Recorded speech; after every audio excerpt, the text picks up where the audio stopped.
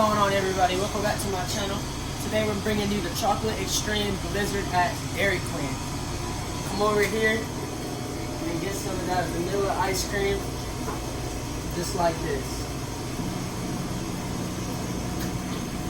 This is how you do it at Dairy Queen.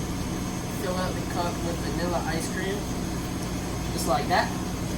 And then come over here, get the lid for it, throw it just on top, just like that. And then come over here and get some chocolate chunks. And then we're gonna get some brownie chunks. Chocolate brownie extreme overload blizzard. It goes crazy. Chocolate syrup as well. Mix it all in there. And then we're gonna come over here and bring it to our mixer. We're gonna put our foot over there on the bottom. Bring this up in here. And then hold on to it.